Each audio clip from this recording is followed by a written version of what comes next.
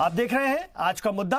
8 अक्टूबर को होने जा रहे एयरफोर्स डे के मौके पर जुमे को फिजाइया चीफ राकेश कुमार सिंह भदौरिया ने 26 फरवरी 2019 को पाकिस्तान के बालाकोट पर हुए एयर स्ट्राइक का पहला प्रमोशनल वीडियो जारी किया। उन्होंने कहा कि फिजाइया ने पिछले 1 साल में कई हुसूलियाबियां अपने नाम की और इनमें 26 फरवरी को बालाकोट में की गई एयर स्ट्राइक भी शामिल है।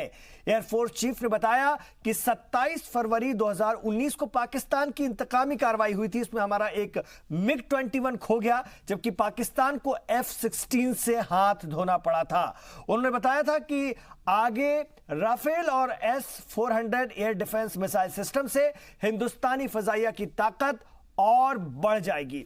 तो कहा जाता है कि एयरफोर्स की इस सर्जिकल स्ट्राइक के बाद पाकिस्तान के बालाकोट में चल रहे जैश के कैंप में मौजूद 300 दहशतगर्द मारे गए थे। आधी रात के बाद 3:20 से लेकर 3:30 तक हिंदुस्तानी फजाइया ने दहशतगर्दों पर कहर बरपा दिया था। प्रमोशन वीडियो में दिखाया गया है कि कैसे मिराज 2000 ने बम बरसाए। इसे ऐसे भी देख सकते हैं कि पाकिस्तान के लिए हमारी फजाइया ने अभी तो ये जो ट्रेलर है वो दिखाया है, पूरी फिल्म अभी बाकी है। जिहाद की बात करने वालों और न्यूक्लियर वार की धमकी देने वालों का इससे अच्छा और कोई इलाज है भी नहीं। यह भी एक सच्चाई है। तो एयरफोर्स का सीधा इंतबा पाकिस्तान को क्या कुछ कहा है एयरफोर्स चीफ ने, आइए सबसे पहले आपको सुनवाता हूं, फिर आगे बढ़ते हैं। On 26th February of this year, I have successfully struck terrorist camps located at Balakot. On the next day, I have successfully thwarted Pakistan Air Force attempt to attack our military establishments. हम strikes as a first step नहीं करते हैं।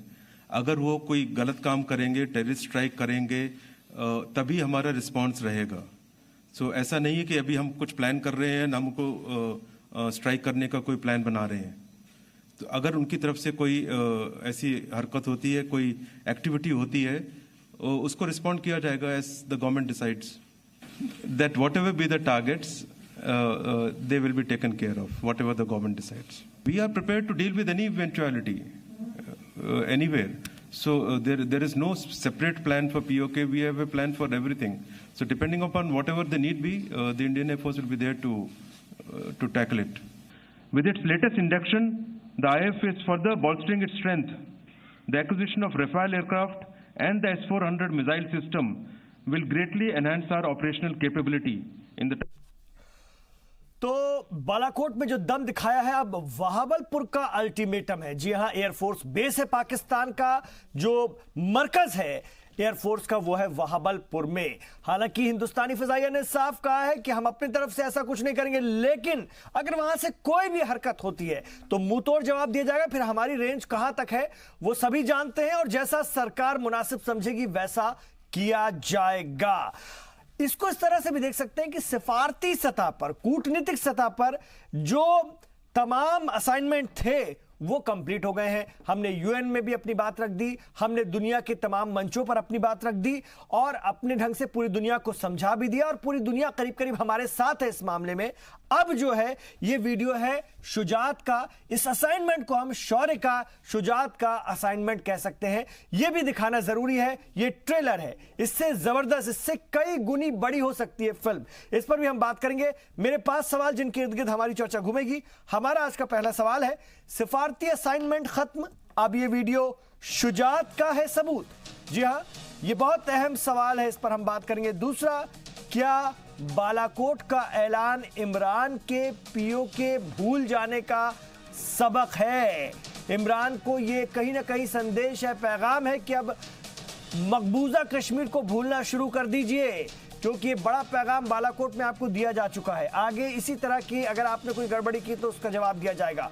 तीसरा, बालाकोट पर सबूत मांगने वालों को क्या अब मिल गया है मुकम्मल जवाब? ये भी एक अहम सवाल है। चाहे पाकिस्तान हो चाहे हिंदुस्तान में भी कुछ लोग हैं जो बार बार सबूत मांगते थे। आज एयरफोर्स ने बाकायदा वीडियो जारी किया और बताया कि किस तरह से इस पूरी स्ट्राइक को अंजाम दिया गया था। ऑपरेशन बंदर इसका नाम रखा गया था और जैश के ठिकानों को निशाना बनाया गया था पाकिस्तान के इलाके बालाकोट में। चौथा सवाल, कुछ लोग शुजात के सबूतों को आने वाले रियासती इंतखाबात से भी जोड़कर देख रहे हैं, ये कितना सही है?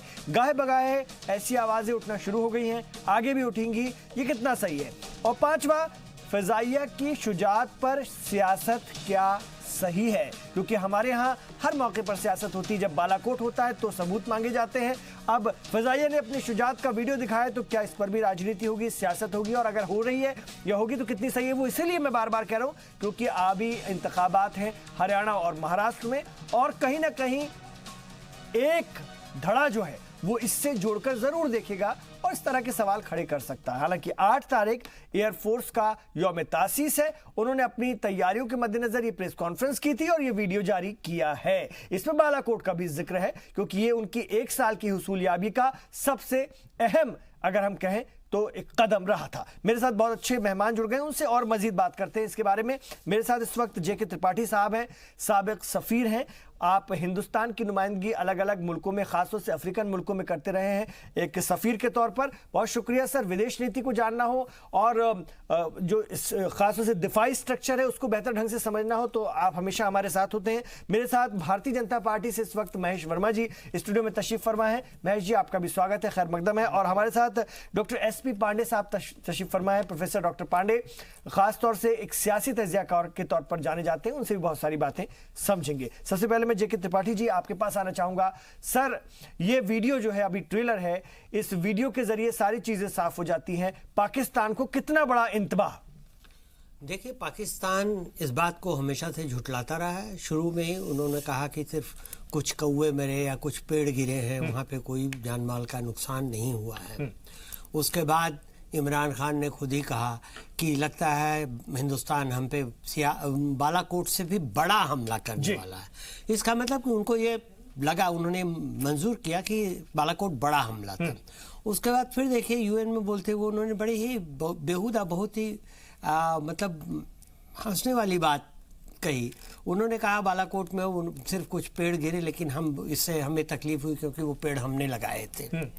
तो इन सब बातों से जाहिर हो जाता है कि उनके पास सब कुछ कहने के लिए नहीं है। सबूत खुद अपनी गवाही दे रहे हैं, सबूत खुद बता रहे हैं पूरी दुनिया के तमाम ममालिक को कि क्या हालत है, क्या किया गया है और कैसे हमने बड़े प्रिसाइजली इजराइल से लिए हुए स्पाइक बमों के सहारे उन लोगों को, दहशतगर्दों को नेस्तनाबूद किया, उसमें उनको खत्म किया है।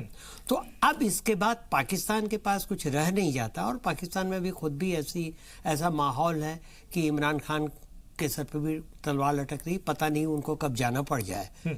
तो इसमें अभी हमें तो नहीं लगता है कि इसमें और कुछ करने की गुंजाइश है। हाँ, जहाँ तक आपने पहला सवाल कहा है कि क्या सिफारती कार्रवाई खत्म हो गई, इसका मतलब और अब हम शुजात की कार्रवाई देखेंगे? नहीं, मेरे ख्याल से अभी सिफारती कार्रवाई खत्म नहीं हुई है। अभी डिप्लोमेसी में बहुत कुछ होना बाकी है क्योंकि अभी। लेकिन सर, जब सामने से बार बार जिहाद की बात कही जाती हो, हर मंच पर जाकर के, यहाँ तक कि UN में जाकर के जिहाद की बात कही जा रही हो, जब सामने से बार बार न्यूक्लियर वार की धमकी दी जा रही हो, इन हालात में और कितनी सिफारती कार्रवाई? फिर क्या शुजात दिखाने का बेहतर वक्त नहीं है? यानी अगर सामने से कोई भी गड़बड़ी होती है तो, क्योंकि हरकत अगर वहां से होगी तो फिर नेस्तनाबूद कर दिया जाएगा। ये फौज भी कह चुकी है और एयरफोर्स भी कह चुकी है, बहरिया भी कह चुकी है, फिजाइया भी कह चुकी है। नहीं, अगर कोई गलत हरकत होगी तो फिर निश्चित ही इसको दिखाने का वक्त है, अपनी शुजात दिखाने का वक्त है। हमारे फिदायीन को वहां पर उसका रिएक्ट करने का टाइम है, वक्त है। और इसके साथ साथ ये भी एक चीज है कि ये पाकिस्तान की सिफारती कार्रवाई में एक और कील है उनके ताबूत में कि अभी तक तो हम उनको अलग थलग करते रहे। अब हमने ये भी दिखा दिया कि देखिए, हम जो हमला करते हैं, हम हमला नहीं करते, हम जवाबी कार्रवाई करते हैं और वो भी बड़ी प्रिसाइज करते हैं। जहां हमें कार्रवाई करनी पड़ती है वहां करते हैं ताकि आम जानमाल को कोई नुकसान ना हो, वो हमने किया है। तो इससे हम ये भी दिखा सकते हैं कि हमारे कार्रवाई कितनी अचूक होती है। तो ये मैं नहीं समझता कि इसको आगे आने वाले सियासी इंतखाबात के साथ जोड़ करके देखना चाहिए, क्योंकि ये उसी सिलसिले में एक और खुलासा किया है। एक और खुलासा, ठीक है। ये 7वीं सदी में 7वीं सदी की बातें 21वीं सदी में करने वालों के लिए भी एक इंतबा है जो बार बार जिहाद की बात कही जाती है। आज के इस दौर में कौन जिहाद की बात करता है, वो भी एक ऐसे देश का मुखिया जो कम से कम दुनिया के साथ तो है, दुनिया के साथ चल रहा है। वो लोग अगर जिहाद की बात करें, जिहाद जैसे लफ्ज का इस्तेमाल करें, तो आप सोचिए कितना नॉन सीरियस मुल्क है। इस पर भी गौर खोज करने की जरूरत है। मेरे साथ महेश वर्मा जी भी है। महेश वर्मा जी, यहां पर भी बहुत सबूत मांगे गए थे। 2 राज्यों में, 2 रियासतों में इंतखाबात हैं। गाहे बगाहे लोग इस वीडियो को भी उससे जोड़ने की कोशिश करेंगे और आप लोगों पर यह इल्जाम लगाएंगे कि आप लोग शुजाअत पर सियासत कर रहे हैं, यानी बहादुरी पर राजनीति कर रहे हैं।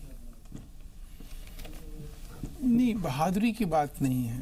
देखिए, प्रधानमंत्री ने एक स्पष्ट बात करी। अभी तक पाकिस्तान के साथ जो संबंध हैं, उन संबंधों को अगर एक शब्द में उन्होंने निरूपित किया तो उससे समझ में आता है कि हम युद्ध नहीं, हम बुद्ध के पक्षधर हैं।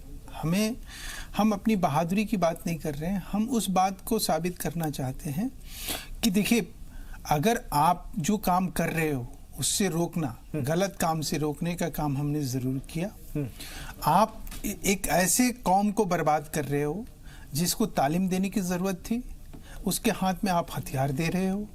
उसको आप आतंकवाद को जरिया बना रहे हो कि वो कमाई का अगर कोई जरिया बनाए तो अपनी जिंदगी को दांव पर लगा के कराए। आप वो काम कर रहे हो जहां पर बच्चों को जो है वो खिलौना, बम को खिलौना बनाकर और उसके गले में लटकाकर और उसको उड़ा दिया जाता है फिदाइन की तरह। आप इंसानियत के नाम पर जो शर्मसार करने का काम कर रहे हो, हम उससे आपको रोकेंगे और हमने रोका है और हमने रोका भी था। और ये हमने जाहिर करने के लिए, ये बताने और जताने के लिए नहीं कि हमने कोई बहादुरी का काम किया, हमने ये बताने के लिए काम किया कि अगर आप इस तरह की हरकत करोगे हमारे साथ तो हम हर हाल में वही करेंगे। इसमें कोई शक नहीं, हमने किया जी, इसमें कोई शक नहीं है। ये फजाइया के जरिए जारी किया वीडियो है। वैसे भी उनका यौम तासीस, उनका खासतौर से उनकी एनिवर्सरी आ रही है।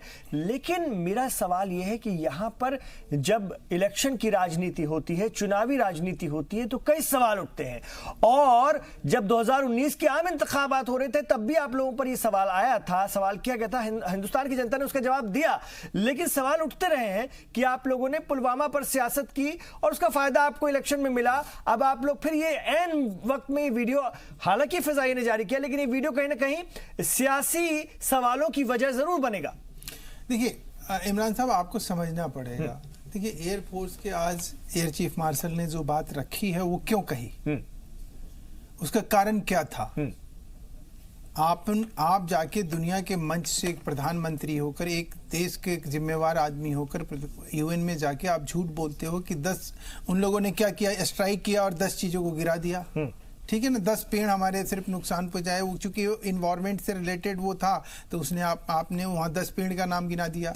अब आप जरा उससे पीछे आइए, उससे पीछे आइए और पार्लियामेंट में जो आदमी वहां के असेंबली में खड़ा होकर ये कहता है कि हमारे जान माल का नुकसान पहुंचाया गया, हमारे इतने अड्डों को, हमारे इतने घर परिवार वहां बर्बाद किए गए, और वो जो चीज है उसको कहीं कंट्राडिक्ट नहीं किया जाता। और उसके लिए क्या कहा जाता है कि हम इसका बदला लेंगे, हम इसका जो है हर हाल में जो है इस चुनौती को स्वीकार करते हैं। और यहां तक कि इमरान खान कभी कभी इतने ज्यादा बेकाबू हो जाते हैं कि अपनी ही संसद में, अपनी पार्लियामेंट में कहते हैं कि भारत बालाकोट से भी बड़ा हमला कर सकता है। यानी वो ये मान जाते हैं कि बालाकोट पर हमला हुआ। जी, तो जो व्यक्ति पुलवामा और ये क्या नाम है, बालाकोट, इन सब चीजों को लेकर हमेशा हर 24 घंटे के बाद अपनी बात को पलट देता है, हमने उसके लिए ये चीज नहीं दिखाया है।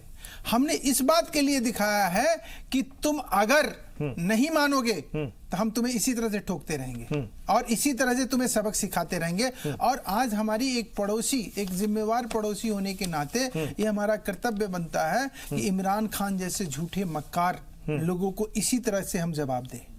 हम उसे बता दें कि तुम अपने इस, देखिए ये मुल्क जो है ना पाकिस्तान, जहां पे आपको मैं बताऊं यहाँ के इंटरनल पॉलिटिक्स में इतनी बड़ा इस समय उबाल है, इस आदमी के खिलाफ इतना बड़ा बगावत है कि अगर इस आदमी ने थोड़े समय में अपने आप को नहीं संभाला तो पाकिस्तान जल उठेगा अपने आप से।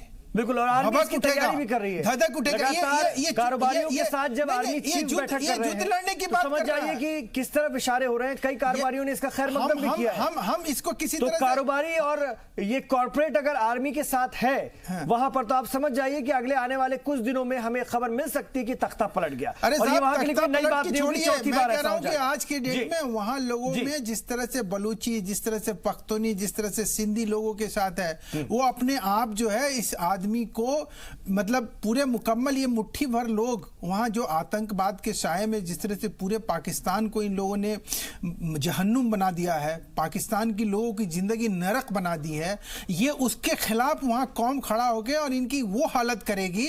ये पहले उससे तो निपट ले। ये भारत से ये हम जो है ये हमें, आप ये सुनिए, हम इनको ये गिदड़ भभकी दिखाने के लिए हम ये वीडियो नहीं दिखा रहे हैं। हम आपको बता दें कि हम ये बात इसलिए बता रहे हैं कि अगर तुमने किसी भी तरह से शांति दूत को पर आपने मेरे तो सवाल का जवाब नहीं दिया। मैं फिर आऊंगा उस सवाल के साथ आपके पास। आपने पाकिस्तान को तो इंतबा दे दिया, उस वीडियो को जारी करने की वजह भी बता दी, लेकिन अंदरूनी सियासत हमारे यहाँ भी जो होती है या इस तरह के सुर उठते हैं जो जिसका इल्जाम आप लोगों पर लगता है, उस पर आप नहीं आए। मैं आ रहा हूं पांडे जी, मैं आपके पास आना चाहूंगा। एसपी पांडे जी, वही सवाल मैं आपसे रखना चाहता हूं। हमारे यहाँ भी राजनीति इस पर खूब होती है और खासतौर से एक पार्टी विशेष पर इल्जाम लगता है कि जब जब सियासत का मौका आता है तो वो बहादुरी को भी नहीं छोड़ती, जवानों की शुजात पर सियासत करने से भी नहीं पीछे हटती। और इलेक्शन है, क्या इस वक्त ये जो वीडियो आया है सामने, हालांकि ये एयरफोर्स का वीडियो है, उनकी शुजात, उनकी बहादुरी का है, लेकिन क्या इसको इस परिप्रेक्ष्य में देखें? देखिए, निश्चित तौर पे आप कहेंगे जो विपक्षी पार्टियां हमारे यहाँ हैं या फिर हालांकि अभी किसी ने बोला नहीं है, सीधे इल्जाम नहीं लगाए, लेकिन ये जाहिर तौर पर होगा, चुनावी रैलियों में बात आएगी निकलकर। इमरान जी, आपको देखना होगा कि वायुसेना के जो प्रमुख हैं, नए प्रमुख हैं राकेश सिंह भदौरिया साहब, आज एक बहुत ही मतलब गौरवपूर्ण दिवस है जिसके अवसर पे उन्होंने इस वीडियो को लॉन्च किया। और क्यों लॉन्च किया? यह वीडियो कहीं भी राजनीति के लिए नहीं हुआ है। यह पाकिस्तान जो कि हमारा पड़ोसी देश है, लेकिन या फिर इसको ऐसे देखें सर, चूंकि अब चुनाव भी आने वाले हैं, ये उस वक्त बालाकोट पर सबूत मांगने वाले हमारे सियासी जमातों का मुंह बंद करने का एक बड़ा तरीका है, और इससे क्या वाकई उनका मुंह अब हमेशा के लिए बंद हो जाएगा जो सबूत मांगते थे? जो आज हुआ है वो न किसी के मुंह को बंद करने के लिए हुआ है, न किसी के मुंह को खोलने के लिए हुआ है। यह बेसिकली देश के लिए जैसे होता है, एक फिलॉसफी में एक सिद्धांत है, हम लोग चूंकि फिलॉसफी स्कॉलर रहे हैं, कि प्रत्यक्ष को प्रमाण की जरूरत नहीं पड़ती।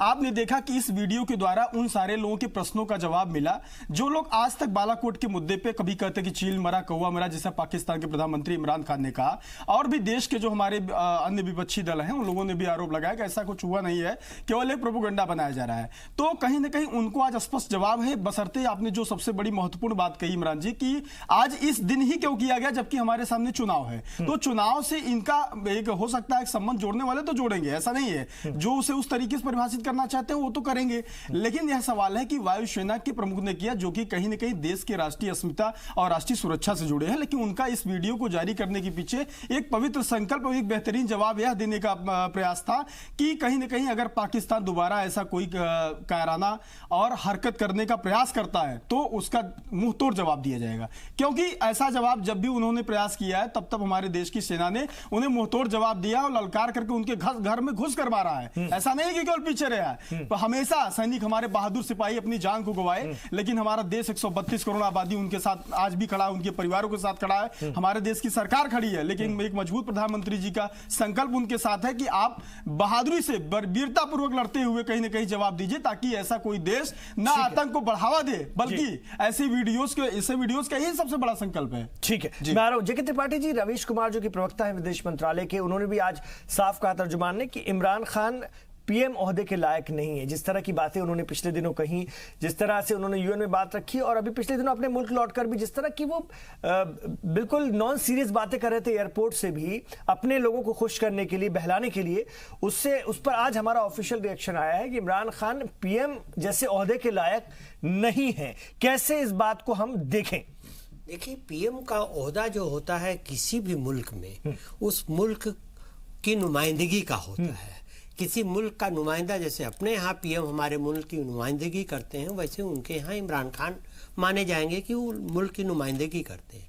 और उस वक्त जब आप मुल्क के नुमाइंदे के तौर पे बोल रहे हैं तो आपको अपनी ज़बान पे, अपनी भाषा पे कंट्रोल रखना चाहिए।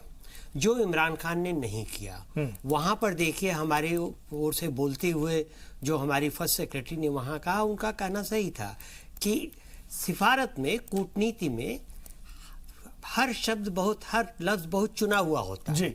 आप जबरदस्ती की गली, सड़क गली स्टाइल की, उसके स्तर की राजनीति नहीं कर सकते। आप जो बोलते हैं वो चुन के बोलते हैं, किसी को भी आप बुरा भी नहीं कहते हैं अगर, तो आप ऐसे नहीं कहते, आप उसको नाम से लेके बुरा नहीं कहते। एक तो दूसरी चीज, अगर नाम भी लेते हैं शिष्टता से नाम लेते हैं, चाहे आपका दुश्मन ही क्यों हो। इमरान खान ने कितनी बार मोदी मोदी मोदी ऐसा कहा, हमारे प्रधानमंत्री ने तो खैर उनका नाम भी नहीं लिया, इतनी शराफत दिखाई। और इसके साथ देखिए ये सब कि हम बंदूकें चलाएंगे और बंदूकों के, हम दहशतगर्दी करेंगे, हम ये करेंगे, हम वो करेंगे, जिहाद करेंगे। ये सब चीजें जो है, ये सब चीजें एक प्रधानमंत्री को, एक वजीर आजम को शोभा नहीं देती। ये चीज आप अपने आवाम के लिए कर सकते। यूएन के प्लेटफॉर्म पे खड़े होकर के अपने आवाम से आप मुखातिब हों, ये बहुत ही घटिया किस्म की बात है। और इसीलिए यही नहीं बल्कि पाकिस्तान में भी इमरान खान की फजीहत हो रही है कि मतलब एक ऐसा नुमाइंदा है हमारे मुल्क का जो कि बात अपनी रखना तो दूर, कायदे से बोलना भी उस प्लेटफॉर्म पे नहीं जानता। तो ये तो बहुत ही गड़बड़। और इससे क्या हुआ है कि इससे आर्मी भी फजीहत में है, क्योंकि आर्मी ने तो ऐसी कोशिश की है कि पीछे से वो अपना कंट्रोल कर रही है। तो जितनी जिम्मेदारी है वो इमरान खान की, जितनी लानत मजामत है वो इमरान खान की, जितनी क्रेडिट है वो आर्मी लेगी। तो इसीलिए अब देखिए, अब बाजवा साहब का टेन्योर 3 साल बढ़ा दिया गया। उसके बाद उन्होंने ये बिजनेस हाउसेस के साथ मीटिंग की। और सबसे बड़ी बात ये कि देखिए बेटा, ये ब्रिगेड 111 की छुट्टियां रद्द कर दी हैं। ब्रिगेड 111 वही ब्रिगेड है जिसने पिछले 4 बार पाकिस्तान में तख्ता पलटा है आर्मी की ओर से। तो ये बहुत ही खतरनाक मोड़ है, बड़ा सा खतरनाक संदेश जा रहा है। और मेरे ख्याल से इसमें हमें बहुत सावधान रहना चाहिए, क्योंकि अगर तख्ता पलटा, क्योंकि जब ऐसी कोशिश होती है तो वहां की फौज अपने लोगों को समझाने के लिए भी इस तरह की हरकत करने की कोशिश करेगी कि वो बॉर्डर पर कुछ डिस्टर्बेंस क्रिएट करे, ताकि वहां की आवाम को ये दिखाए कि देखिए हमारे यहाँ हम ही हैं जो संभाल सकते हैं, हमारी अहमियत है। जी, हमारी अहमियत है। और इसके बाद वो कब्जा कर लेती है। ये उनका इतिहास रहा है, उनकी तारीख रही है, और वहां के लिए कोई नई बात नहीं है। लेकिन वहां के जमहूरियत पसंद लोग इससे बहुत फिक्रमंद भी हैं इसको लेकर के। और कहीं ना कहीं उनको लगता है कि अगर ऐसा हो गया तो ये 15 साल की जो जमहूरियत बड़ी मुश्किल से कायम हो पाई है फिलहाल, वो हमेशा हमेशा के लिए, महेश वर्मा जी, फिर से पता नहीं कब तक के लिए पाकिस्तान के हाथ से चली जाएगी। देखिए साहब, ये तो मैं नहीं कह सकता कि वहाँ जमहूरियत रहेगी या जाएगी, लेकिन एक बात मैं आपको ज़रूर कहूँगा कि पाकिस्तान के जो आज हालात हैं जी, अगर इस हालात पर वहाँ के जो भी लोग हैं, या वो फौज के लोग हैं या वो नेता हैं, अगर उन्होंने इस चीज़ का अंदाज़ा नहीं लगाया तो पाकिस्तान हमेशा के लिए दुनिया के नक्शे से मिट जाएगा। ये मैं आपको तय बता रहा हूँ। और ये भारत की वजह से नहीं होगा, ये वहाँ के लोग जो है ना इतना आजीज आ चुके हैं कि वो अपने आप को, इन लोगों को सरेआम बाजार में अपने आप को फाड़ लेंगे सब। इतने पाकिस्तान पूरा दहल जाएगा अगर पाकिस्तान ने, चूंकि अपने लोगों को रुलाना, उनके पास एक तरफ जिंदगी होगी, दूसरी तरफ मौत, वो उस सूरत में लोग यही चुनेंगे कि भाई ऐसे लोगों के साथ रहने से, ऐसे लोगों के, ये अब वो पाकिस्तान नहीं रहा जो मिलिट्री कभी मतलब इस तरह के तख्ता पलट करके और आराम से सत्ता में आके भारत के नाम पर, अब भारत के नाम से जो एक डर था ना, जो भारत को के नाम से एक डर दिखा के आवाम को जिस तरह से गुमराह करके सत्ता हथियाते थे, वो ज़माना अब लद गया। ये नरेंद्र मोदी जी की सरकार है। ये सरकार के आने के बाद जो है, जो मिलिट्री कोई भी होगा, मिलिट्री रूलर, उसको ये चीज़ समझना होगा कि पाकिस्तान को दहलने में 24 घंटा भी नहीं लगेगा, क्योंकि वहाँ की आवाम जो है वो इस चीज़ को, इस सच्चाई को जानती है। एक तो ये बात। दूसरा, आज का जो मुद्दा है उसमें एक चीज़ और मैं एडिशन करना चाहूँगा कि देखिए, कोई आदमी अगर हमारे इस बहादुरी की बात आप जो कर रहे हैं कि बहादुरी का वीडियो हम दिखा के कोई सियासत की बात कर रहे हैं, तो आपको इमरान साहब बताऊं कि हमने एक चैप्टर पढ़ा है खेमकरण मोर्चा, हमारे यहाँ आपने भी पढ़ा हो या नहीं पढ़ा हो, लेकिन मेरे टेक्स्ट बुक में मैंने खेमकरण मोर्चा जो है वो एयरफोर्स से रिलेटेड एक कहानी होती थी जो 71 का बकायदा हमारे सिलेबस में होता था। हम उस बहादुरी को पढ़ते थे और उससे हमें ये लगता था, ये जज्बा पैदा होता था कि हम भी एक दिन देश के लिए लड़ेंगे और इसी तरह का हम भी सैनिक बनेंगे। तो ये सब चीज़ें जो है ना हमें इंस्पायर्ड करती है। आज की डेट में सर्जिकल स्ट्राइक के ऊपर अगर कोई मूवी बनी है या कोई भी चीज़ बनाई गई है तो उसका मकसद सिर्फ है कि हमारे देशभक्ति का जो जज्बा है उसको हम किसी न किसी तरह से किसी न किसी रूप में स्थापित करते रहें, दिखाते रहें, बताते रहें। और इसके ऊपर उंगली उठाने वाले लोग जो हैं वो ये इस चीज़ को याद रखें कि इसके ऊपर जिस आदमी ने भी उंगली उठाई है वो गलत उंगली उठाई है, ये देश के प्रति अपमान है।